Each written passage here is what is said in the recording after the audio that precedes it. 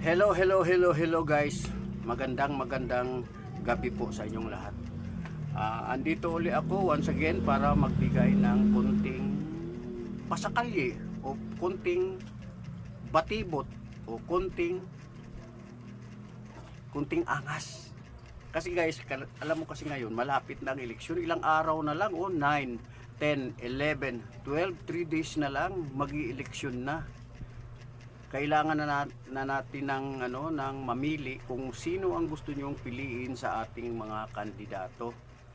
Maka Marcos ka ba o maka Sara? Ito na ikukwento ko lang sa iyo kung paano makapili ng tamang kandidato. Kasi kung ikaw bulag na doon sa kandidato mo, wala tayong magagawa. Pero gusto kong malaman mo ito dahil ikaw ang magsasuffer nito someday. Kasi sa ngayon, ako guys dito sa lugar namin, nagtitinda lang ako, tindiro ako ng mga kung ano-ano, mga paninda ko. Dito ako kumikita, dito ako nabubuhay, dito ako nakabili ng ng pagkain ko sa araw-araw. Ngayon, ang nangyayari kasi ngayon, grabe, tirahan ng tirahan. Pero ako meron talaga akong nakitang may potensyal na maging pangulo. Ang mali niya lang kasi ako hindi man ako nabudol. Kung kayo nabudol, ako hindi kasi hindi ko binoto kahit kailan si Bongbong eh. Hindi ko binoto yan, ba't ko iboboto yan? Mag-isko na lang ako. Kay Isko na lang ako, si Isko, matino si Isko eh. Tamo napaganda niya kahit saglit lang siya sa Maynila. Isang terms lang siya pero napaganda niya ang Maynila, nalinis niya yung liwasang Bonifacio, nalinis niya yung sa may tawag ba rito? Sa may tapat ng eskwelahan ng Intramuros, sa may Intramuros yung eskwelahan doon, sa tapat noon, yung may mga mga rebulto ng mga bayani, ginawang tulugan ng mga adik, yun, mga adik at mga walang mga tambay na hindi mo na maintindihan ang buhay ng mga yun. Pinagdadampot nila yun. Yun ang isa sa nilinis ni Isko. Pinaganda niya ang Maynila. Tapos dati ang daming manluloko. Ngayon medyo nabawasan dahil kay Isko. Ngayon ito na naman si Lacuna, medyo okay lang naman sa panahon ni Lacuna, wala man akong kaya lang nawala yung nagmahal yung bayad sa parking.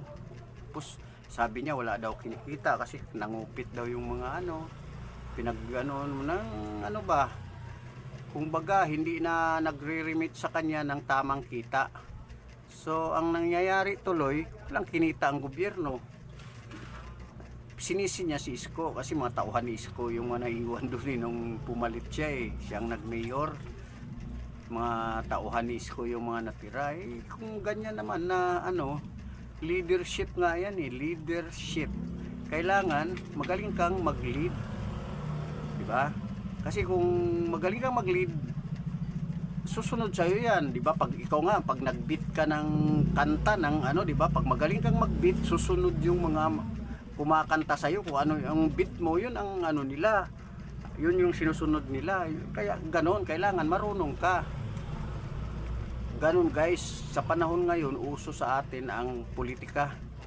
Mag-ingat tayo guys kasi nabudol na nga tayo eh. Nakita ko kasi guys si Sara, maganda yung pinakita niya eh. Tingnan mo yung Davao, namasyal ako sa Davao guys at nakita ko yung Davao City, maganda na, tahimik. Tapos pumunta ako sa Boulevard, tahimik na rin. Dati magulo yun.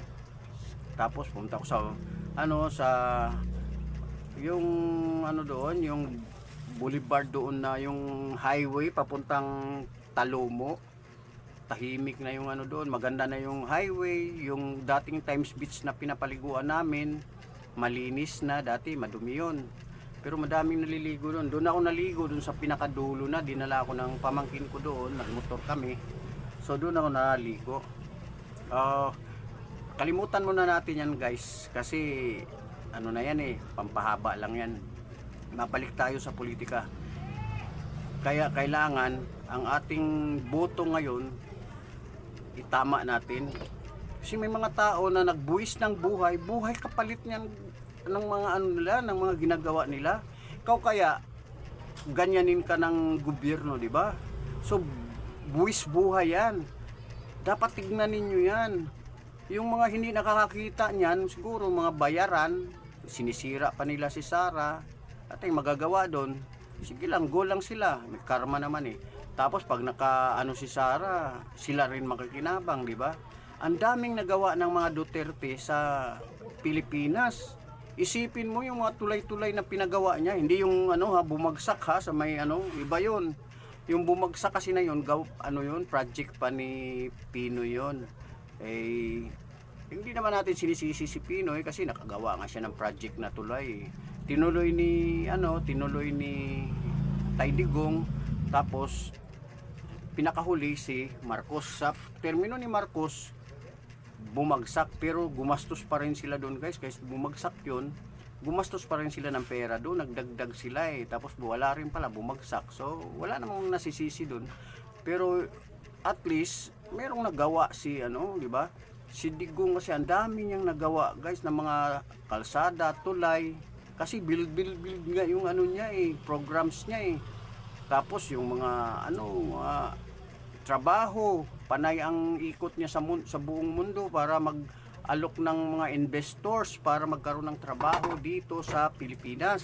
Kaya hindi tayo naghihirap, guys, kahit dumanas tayo ng katakot-takot na pandemic, nagsara ang buong Pilipinas, hindi tayo bumagsak ng todo. Kasi kung si Marcos ang may dala nun, baka nangamuti na tayo sa kangkungan. Wala tayong makuhang kamuti sa kangkungan, kangkong nga Ngayon, ang nangyayari ngayon, bagsak na naman ang Pilipinas, di ba? Tapos nakita nyo yung mga balimbing, di ba? Nagbalimbingan. Yung mga dating senador na wala namang ginawa sa buong buhay nila dyan sa Senado, kundi umupo at magbutas ng bangko, pansinin nyo na yan, wala naman silang ginagawa. Ang dami niyan, si Hontiveros, sila Binay, yung mga ganyan. Huwag nyo nang tangkilikin yan kasi dagdag gastos lang yan sa gobyerno. Wala namang nagagawang maganda, di ba? Tapos sila Jinggoy Estrada, wala nangurakot pa nga yan di ba, na may kaso yan. Doon tayo sa walang sa malinis.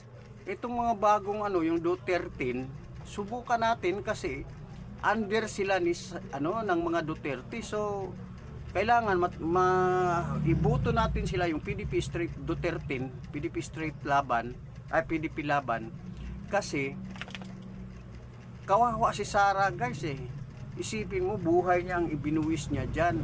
Si Tay Digong andun na nga sa dahig Gusto mo pa bang madala din doon si Sara? Kailangan talaga ni Sara ng tulong natin. So hanggat maaari, mas maganda iboto natin sila, ang mga Duterte, yung mga 13 hanggang gusto nga lahat Duterte, pang Duterte, pati mga congressman na alam yung mga Duterte ang nila, iboto nyo. Kasi itong mga congressman ngayon dito, wala sa ayos kulang sa hulog.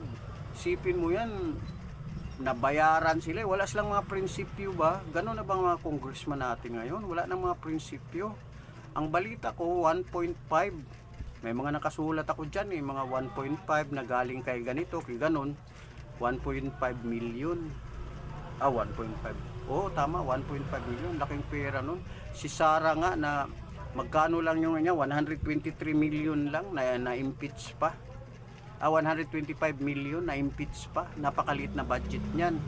At alam mo naman ang confidential fund kung saan gagamitin yan. Siyempre confidential Hindi mo pwedeng hindi mo pwedeng ibulgar yan kasi ang binayaran nila diyan, yung mga nila yan, mga sabutahin nila ba, kasabwat nila ba. Ibubulgar mo yung pangalan ng kasabwat mo, di pag nalaman yun nung kabila, patay ka, di ba? Patay yun.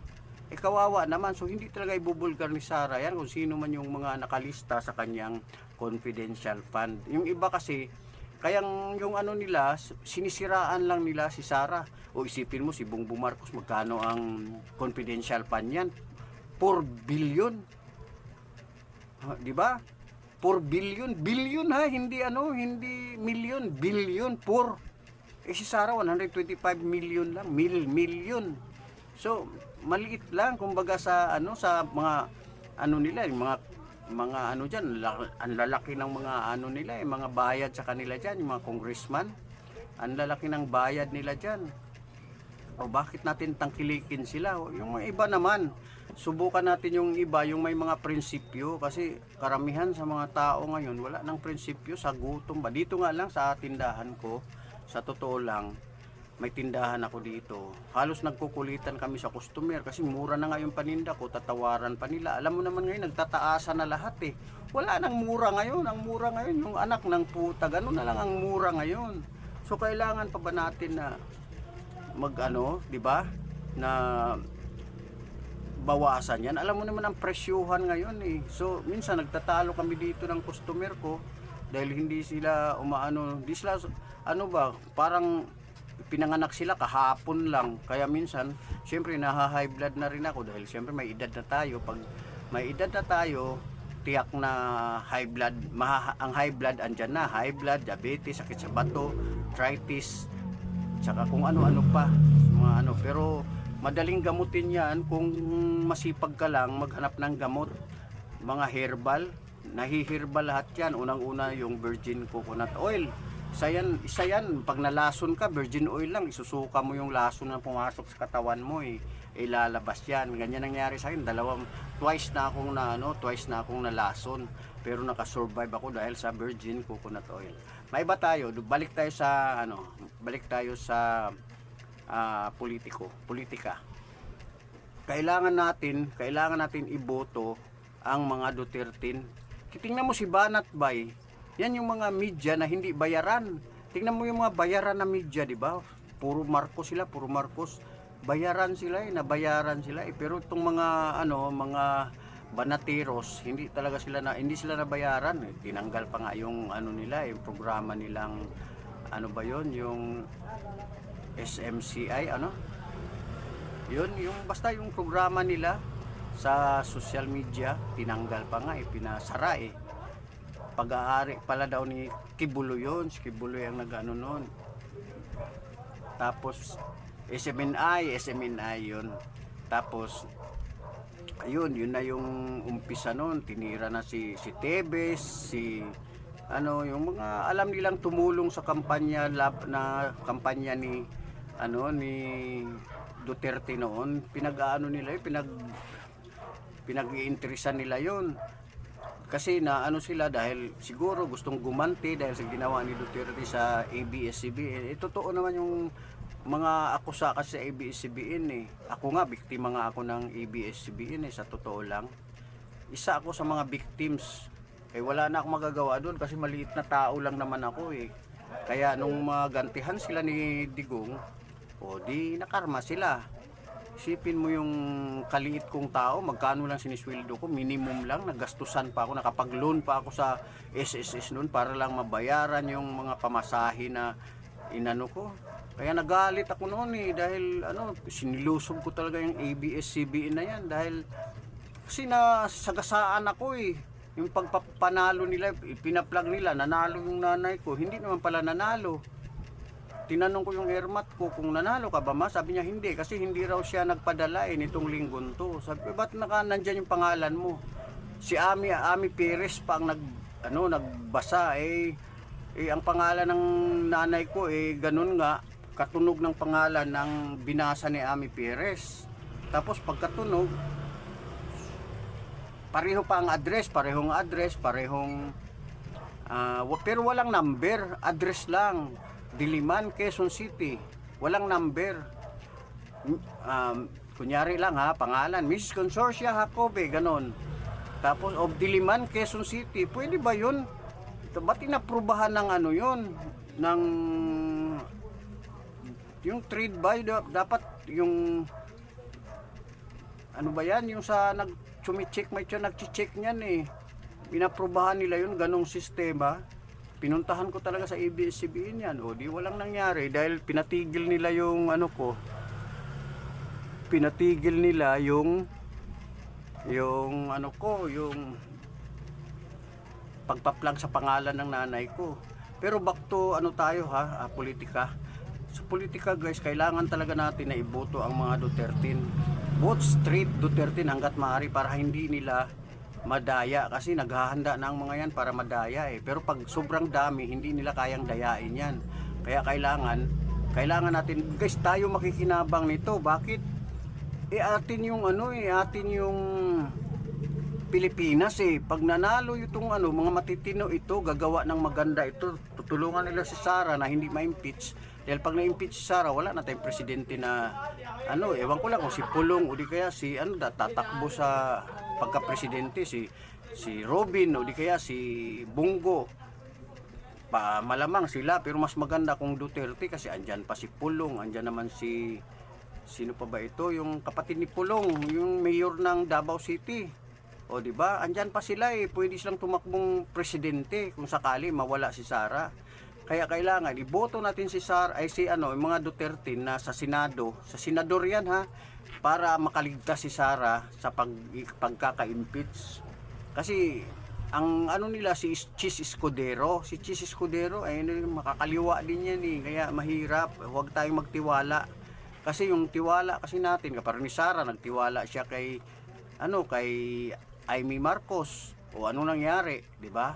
Bulilyaso, nabudol tayong lahat. Ay kayo lang, ako hindi ako nabudol, kaya lang nandito ako sa Pilipinas, kasama na ako sa nabudol.